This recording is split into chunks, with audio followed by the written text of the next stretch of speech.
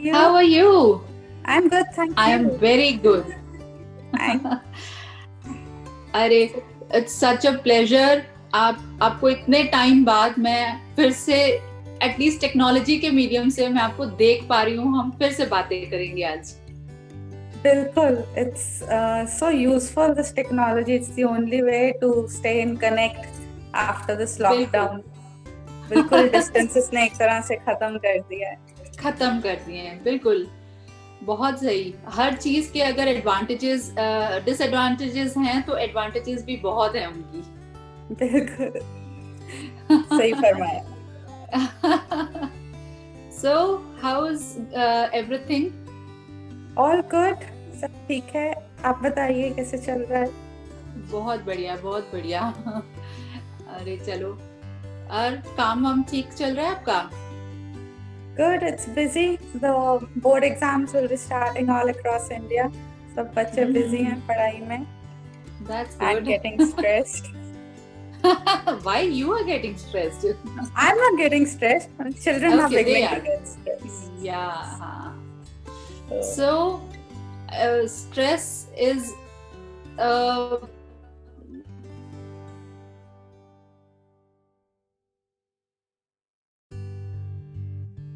इंसान अपनी लाइफ लेके बहुत परेशान रहता है। दिस इज व्हाट आजकल देखने को सुनने को मिलता है।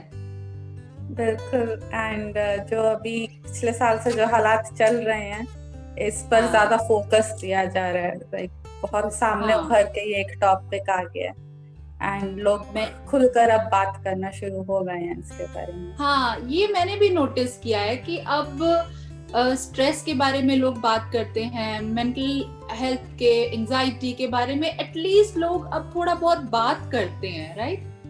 बिल्कुल। एक प्लेटफॉर्म मिल गया हमें कोरोना वायरस के थ्रू दैट हम इस पर खुलकर बिना किसी झिझक के बात करना शुरू हो गए बिकॉज सबने एक्चुअली इस ड्यूरेशन में काफी कुछ सहा है ना, तो इसलिए वो चीजें खुल के सामने आ गई हैं अब। हाँ जी। एंड आप कैसे देखते हो चंदन, मेंटल हेल्थ के बारे में आपका क्या सोचना है? मतलब व्हाट इज एक्चुअली, हम किस चीज को मेंटल हेल्थ बोलते हैं? जहाँ तक मेरा बिलीफ है तो मेंटल हेल्थ एक इंसान की वो कैपेसिटी है कि अपने आप को फिजिकली, इमोशनली एंड सोशली तंदुरुस्त रख सके। जैसे फिजिकली तो हमें पता है तंदुरुस्ती क्या है, बट इमोशनली जैसे अपने इमोशंस को हैंडल कर पाना। कोई उदासी का मौका हो तो ना ज्यादा उदास होना, ना एक्स्ट्रा खुश होना, उसको एक बैलेंस मेंटेन करना। फिर सोशली हम लोगों के साथ तो खुश रहते हैं, लेकिन एकांत में भी खुश और satisfied रहना सीखना चाहिए हमें।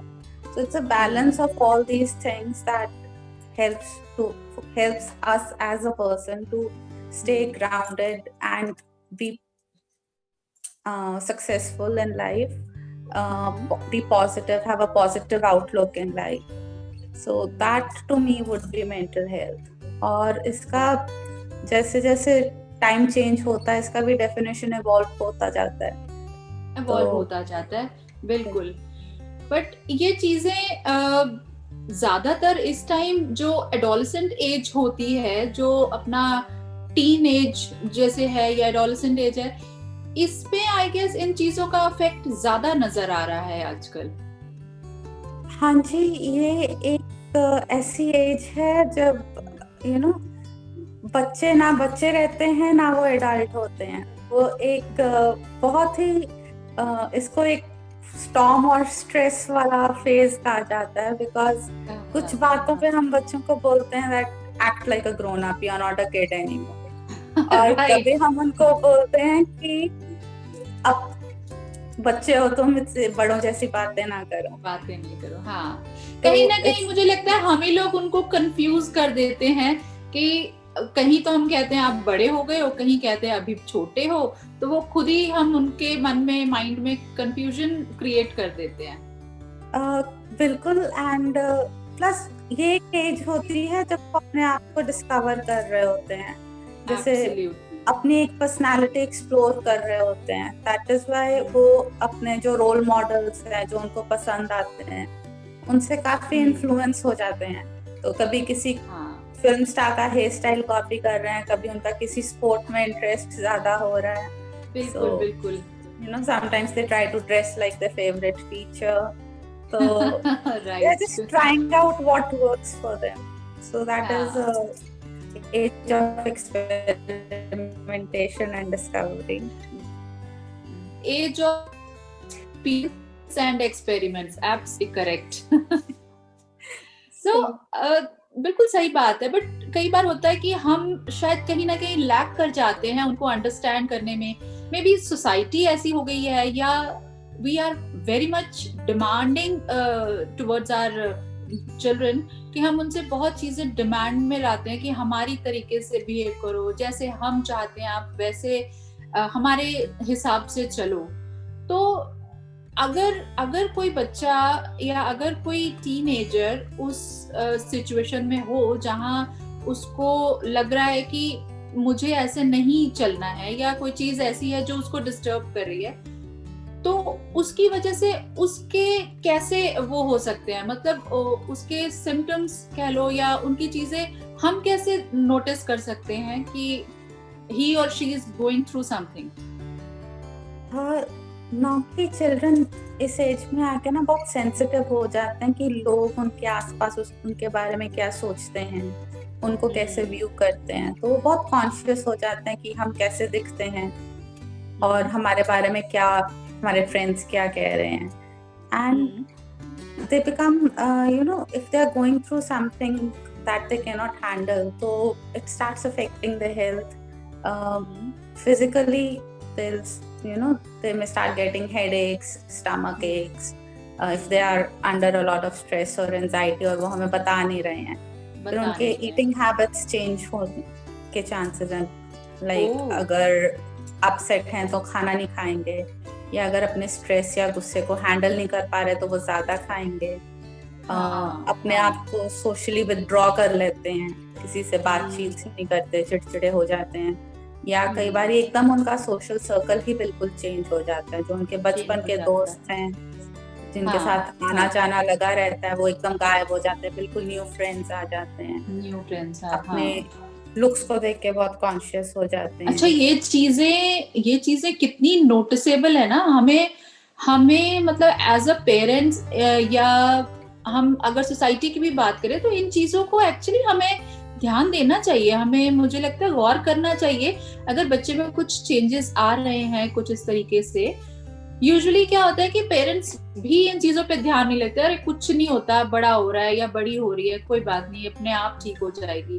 बट आई गेस आपकी बात ठीक है, कुछ ना कुछ चीजें हैं जिनको हमें इग्नोर भी करना चाहिए, लेकिन हमें ध्यान चेक जरूर रखना चाहिए कि चीजें बियॉन्ड द लिमिट्स तो नहीं हो रही हैं कहीं। बिल्कुल, बिकॉज एक ऐसी एज होती है बच्चे के अंदर बहुत कुछ होता है पर उसको समझ नहीं आता कि मैं किसके साथ शेयर करूं। हाँ, और उनको ये उस एज में बच्चे मेंटली भी ग्रो होते हैं, फिजिकली भी ग्रो होते हैं, वो अपने आप को बड़ा समझने लग जाते हैं, हो चाहे नहीं लेकिन समझने तो वो लग जाते हैं कि हम बड़े हो गए हैं। They need a privacy at that time. Yes, definitely. Privacy and respect. It has to be that combination. So even if we feel that, you know, they need to be treated as a child, उनको एक बच्चे की तरह treat करना है, पर वो भी respectfully करना चाहिए। जैसे इस एज पे आके वो public criticism, इस एज में आके वो publicly अगर उनको criticize किया जाए, किसी के सामने कुछ उनकी गलती point out की जाए, तो उसको लेके वो बहुत जल्दी अपसेट हो जाते हैं, उनको बहुत अंदर तक ठेस पहुंचती है इस बात की लेके। बिल्कुल, तो ये बात सही कही है, जिसको ना कई बार बीइंग अ पेरेंट इग्नोर कर देते हैं ये बात कि उसकी अपनी इंडिविजुअलिटी है, हमें कोई राइट नहीं है कि हम उसको सबके सामने इंसल्ट करें या उसको किसी बात के लिए पॉइंट आउट करें। ठीक है, गलती हो सकती है, लेकिन मुझे लगता है ये ध्यान देना चाहिए कि हमें उसको अलग बैठा के या सेपरेटली बात करनी चाहिए ना, किसी के सामने कोई हमें इंसल्ट करेगा तो हमें भी क्यों, कहाँ अच्छा लगेगा। जी बिल्कुल। तो there's a saying कि praise in public and criticize in private, तो in private और adolescents के लिए बहुत ही ज्यादा मायने रखता है to follow as parents for us to follow this. I guess this must be a rule to deal with them. It should be. नहीं बिल्कुल सही बात है। चंदन, let's have a coffee. I'm having my coffee. Where is yours? Right with you. Great. चलो बहुत cheers.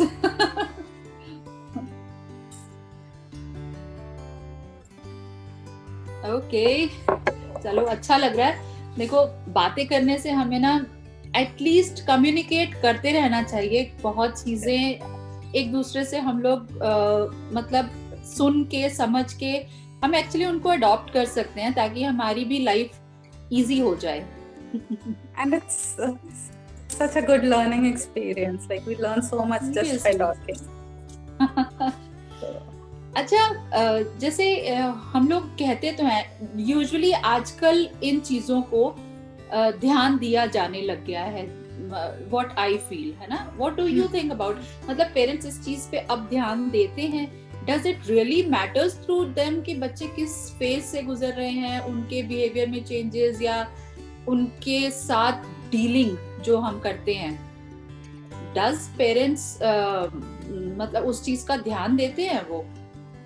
I think इस as पे आके पेरेंट्स ज्यादा ध्यान देने लग पड़ते हैं, especially because of the academic factor. This is the age जब बच्चे थोड़ी बड़ी क्लासेस में होते हैं तो उनको टेंशन होनी शुरू हो जाती है कि अच्छे से पढ़ रहे हैं कि नहीं पढ़ रहे हैं, and you know invariably they also do keep an eye on बच्चे की बाकी overall growth और development पर वो ध्यान जरूर देते हैं, पर कई बारी अनजाने में it becomes a pressurizing situation, बच्चे के लिए pressurizing situation बन जाता है। तो इसलिए बहुत जरूरी है दैट बचपन से ही आप फोकस करें कि बच्चे के साथ रिलेशनशिप कैसा है। It should be a balance of friendly and strictness. इस एज में क्योंकि बच्चों को दोस्त भी चाहिए, पेरेंट्स में गाइडेंस भी चाहिए। बिल्कुल फ्रेंडली पेरेंट हो तो वो भी नहीं चलता, और बिल्कुल स्ट्रिक्ट हो जाए वो भी नहीं चलता। और डिपेंड करता है आपका रिलेशनशिप किस तरह से ही हमने एस्टैब्लिश किया हो बचपन से बच्चों के साथ। अगर बचपन में बहुत फ्रेंडली थे और अभी आके हम स्ट्रिक्ट हो जाएं कि नहीं रात को इतने बजे घर आना है, नहीं बैठ के पढ़ो, तो वो बच्चा सीरियसली नहीं लेगा आपको, नहीं लेता। और फिर उसको कहीं ना कहीं मुझे लगता है ये लगने लगता है कि ठीक है ये तो कहना ही है इन्होंने, तो वो इग्नोर करने लग जाते हैं। लाइक मेरा भी बेटा टीन्स में है, तो उसको भी अब एक्चुअली मैं ये चीजें फेस कर रही हूँ, तभी आपसे मतलब मैं डिस्कस भी कर रही हूँ क्या मैं सही डायरेक्शन में जा रही हूँ।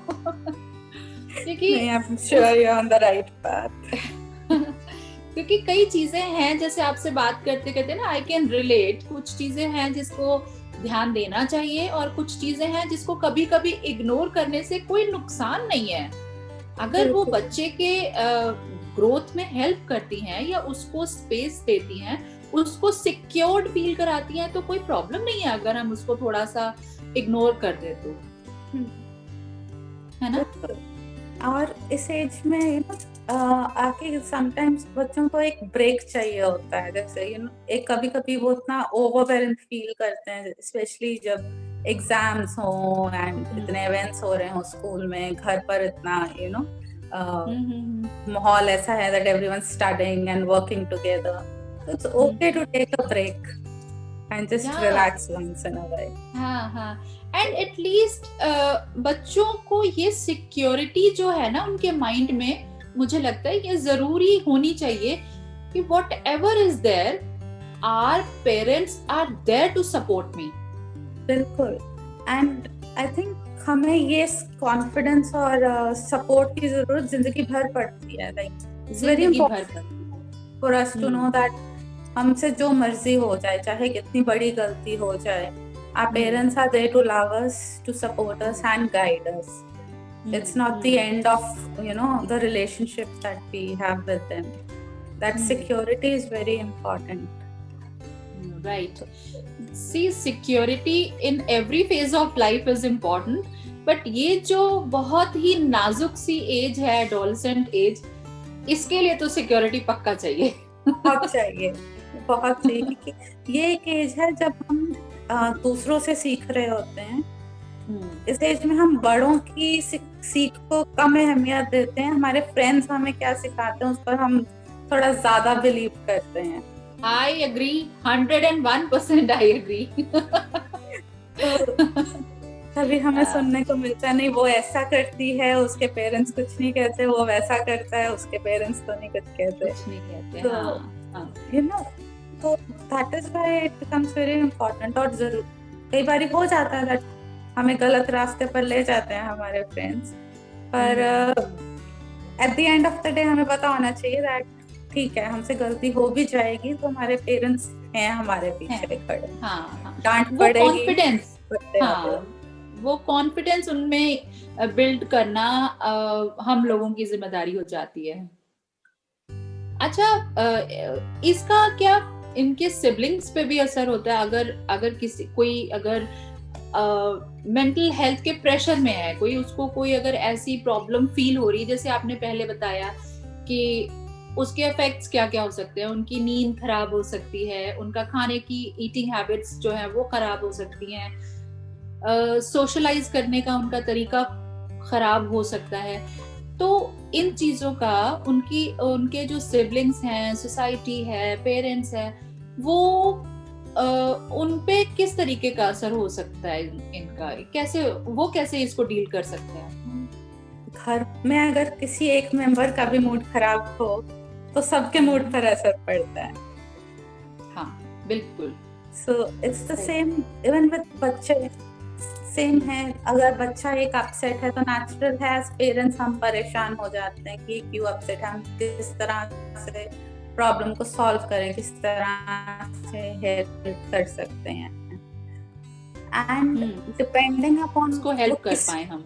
हाँ जी, क्या स्ट्रेस है, क्या इशू से वो जा रहा है, क्या इशू फेस कर रहा है, उस पर डिपेंड करता है कि उनके आसपास क्या माहौल बनता है. जैसे अगर कोई बहुत एंग्शियस है, बहुत एंजाइटी है उसमें, तो नेचुरली वो इनसिक्योर फील करेगा, तो उसको अपने आसपास कोई ना कोई लोग चाहिए. और हर बार ये पॉसिबल नहीं है, तो वो पेरेंट्स पर एक थोड़ा सा प्रेशराइजिंग सिचुएशन बन जाता है कि our child needs us but we can not be there. हमें काम पर जाना है या हमें घर का काम करना है. सिमिलरली अगर कुछ मूड ऑफ है बच्चे का, बच्चा चिड़चिड़ा है, तो जाहिर सी बात है कि सबका घर में मूड खराब होने लग पड़ेगा अगर इस प्रॉब्लम को हम सॉल्व ना करें. मे बी वो उसकी प्रॉब्लम को समझे या ना समझे, पर मूड सबका खराब होने लग जाएगा. दैट आई तो यार कई बार इस एज में आके बच्चे को खुद नहीं पता होता कि मेरा मूड क्यों खराब हो रहा है. उन्हें पता है. मैं ये बात करना चाहती थी कि बच्चों को कैसे समझ में आता है कि मतलब वो क्या फेस कर रहे हैं या उनको क्या प्रॉब्लम हो रही है. How they can express their problems? Usually they want to, but उनको कई बार समझ नहीं आता क्योंकि उनको इतनी सारी चीजें ओवरवेलमिंग हो जाती हैं उनके लिए, उनको ओवरवेलमिंग लगती हैं. This स्टडीज का उन पर प्रेशर होता है, फ्रेंड्स का होता है, पेरेंट्स की एक्सपेक्टेशंस का होता है. Then they want to do their own thing. उनको अपना कोई इंटरेस्ट होता है, उनकी अपनी कोई पसंद होती है, तो उनको कई बार समझ ही नहीं आता कि इन सब में से मुझे क्या परेशान कर रहा है. तो इस टाइम पे हम, बिकॉज वी आर एडल्ट्स, हम में वो मैच्योरिटी है कि हम चीजों को सेपरेट करके एनालाइज कर सकते हैं. यही तो जरूरत है उस टाइम पे सपोर्ट की बच्चों को, है ना. इन्हीं चीजों की तो जरूरत है बच्चों को उस टाइम पे जब वो नहीं एक्सप्लेन कर पा रहे, तब आप उनको सपोर्ट करें और उनको समझें. That is what the relationship is all about. And sometimes they need our help कि हम उनके साथ बैठें, डिस्कस करें ताकि सिचुएशन क्लैरिफाई हो हमारे लिए भी और उनके लिए भी. क्यों इस फेज से जा रहे हैं, what's troubling them, what's troubling them. See what I have learned is उनके साथ कम्युनिकेट करना is very important। बिल्कुल।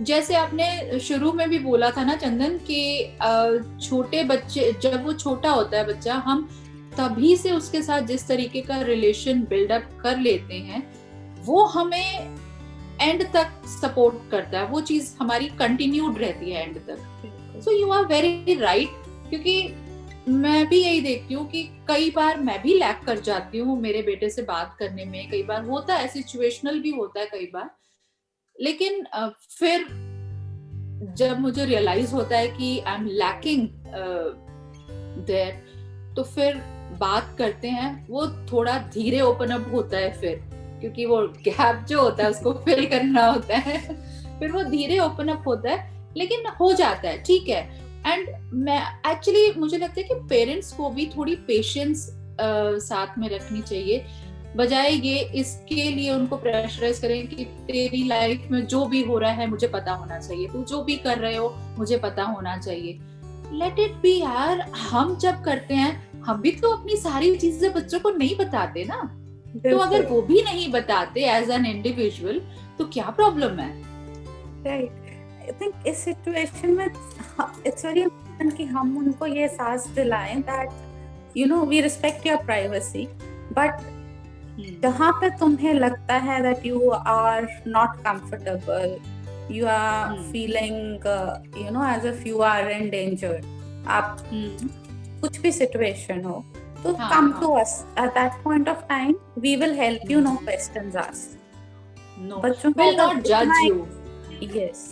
कई बार हो सकता है बच्चे अपने फ्रेंड्स के साथ बाहर गया एंड एक ऐसी सिचुएशन राइज हो गई है way that child is not feeling comfortable, और फिर उसको लग रहा है दैट अब मैं क्या करूं, अगर मैंने मम्मी पापा को बताया तो वो डांटेंगे कि हमने बोला था कि इनके साथ बाहर मत जाओ। और मोस्टली ये होता ही है, क्योंकि रिएक्शन जो है ना बहुत इमीडिएटली आ जाता है, और गुस्से का तो खास कर आता है, प्यार जताने में टाइम लगता है, गुस्सा तो इंस्टेंटली आता है। So I think one good way would be, you know, just to have a code, a family code. Ki when I say this particular word or sentence, I need help, I need acceptance, no questions asked. Oh wow. ठीक है, उसके बाद when the situation has been dealt with, everybody is, you know, in a settled, much more positive frame of mind, then we can sit and discuss कि हम इस situation तक कैसे पहुंचे। That's a key, I guess. हाँ, नहीं बिल्कुल सही बात है, सही कह रहे हो। बजाय कि हम पहले ही उसके एंड तक, उसके जड़ तक जाके उस चीज को और ज्यादा स्पॉइल कर दे, इससे बेटर है कि हम उस पॉइंट पे जब वो प्रॉब्लम में है या हमसे हेल्प सीख कर रहा है या कर रही है, तब हम उसकी एटलीस्ट हेल्प करें। बिल्कुल। And it can apply to us also when we need our children's help. हाँ बिल्कुल बिल्कुल, हम बच्चों की बात तो करें, लेकिन this is something which every person needs. हर एक के साथ ये चीज होनी चाहिए, है ना? So दूसरों को जज करना, उनके लिए अपनी ओपिनियन बना के रखना, या ये कभी-कभी ना पेरेंट्स, सच बात है, मुझे लगता है यहाँ पे पेरेंट्स कई बार गलती कर जाते हैं, बिकॉज उस टाइम क्या होता है उनके माइंड में कि ये हमारा बच्चा है, हम इसको अपने हिसाब से चलाएंगे। Exactly. हम भूल जाते हैं they are their own people, they are their own persons, their own individuals.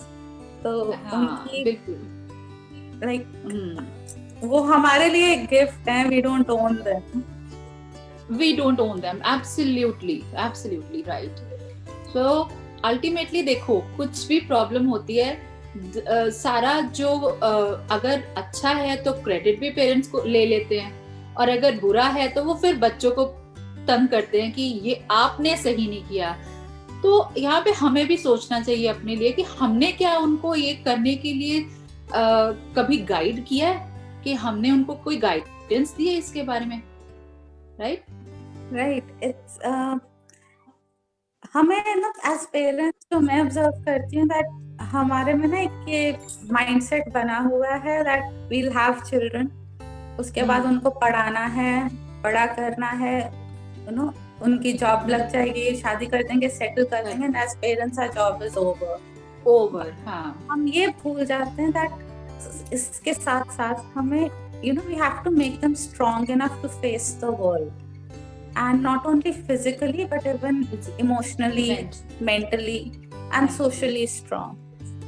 So a child should be strong enough कि अगर वो एक नए लाइक जैसे आगे की पढ़ाई के लिए अगर उसने हॉस्टल जाना है, दूसरे शहर जाना है, तो जाहिर सी बात है स्टार्टिंग में फ्रेंड्स बनने में टाइम लगता है। तो उस टाइम पे that phase when that child is alone, he should be strong enough to, you know, go through that alone and being alone.